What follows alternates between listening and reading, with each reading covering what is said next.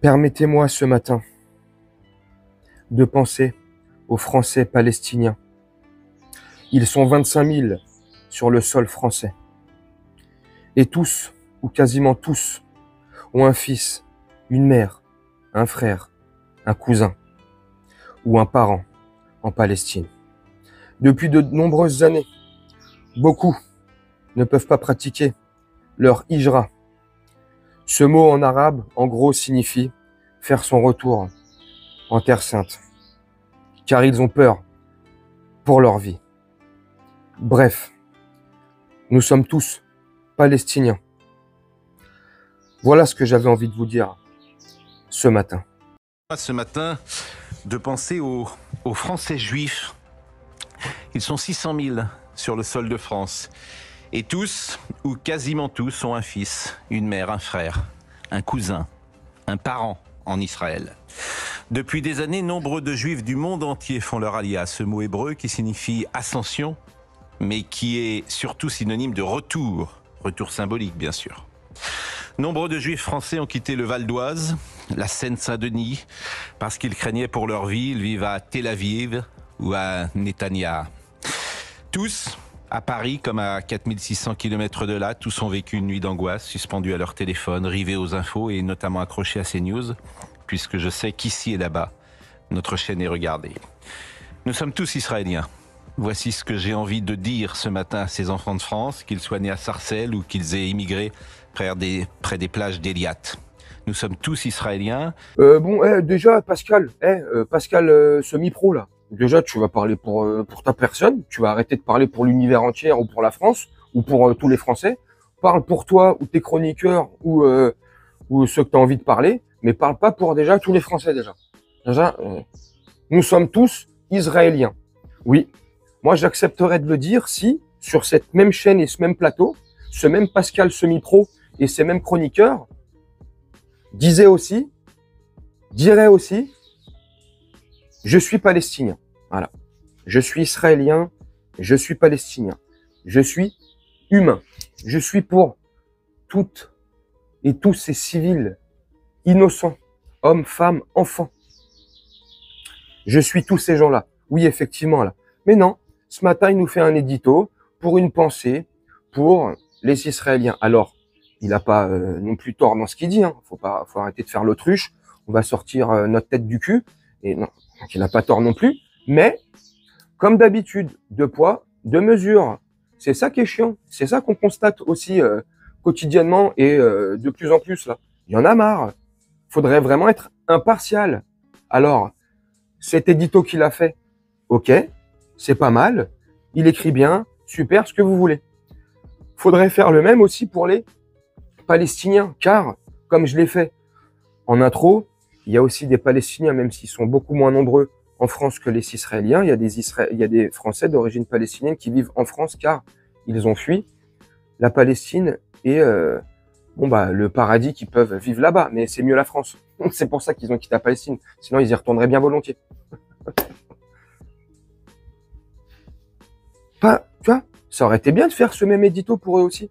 Cette même lettre, ce même mot, cette même pensée pour ces frères, sœurs, femmes, papa, maman, cousins, ce que tu veux, qui ont aussi là-bas, tu vois.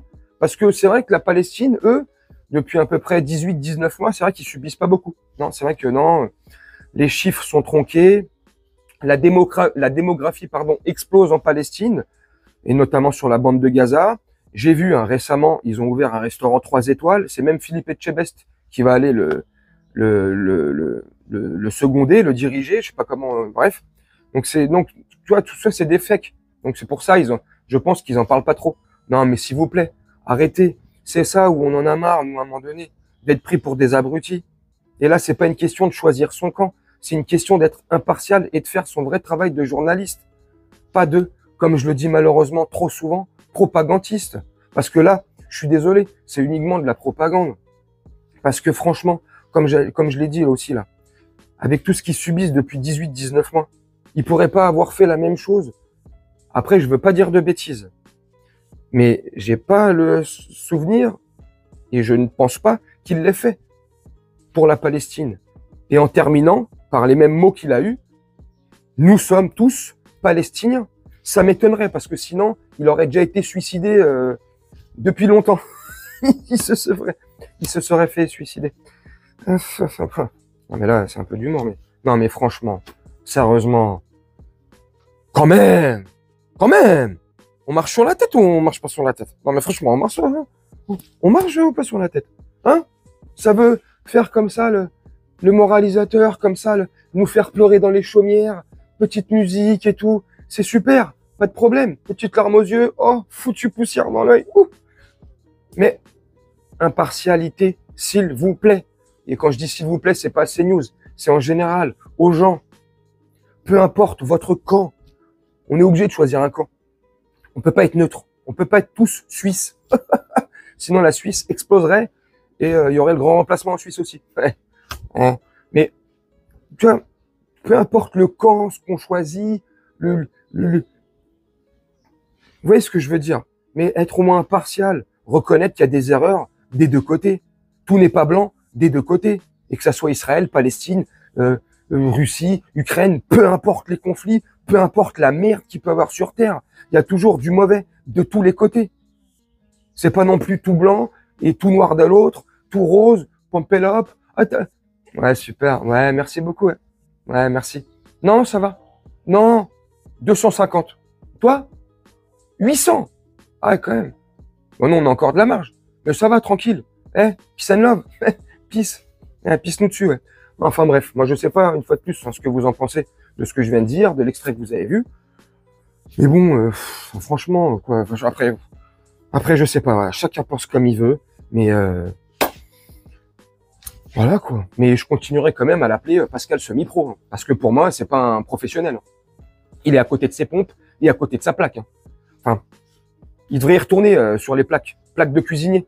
Formation qu'il avait commencé initialement avant de finir dans le sport, couler le FC Nantes et puis finir placé, comme dit son ami Christian Clavier, sur une chaîne d'information pour faire le pseudo-journaliste et nous servir la soupe.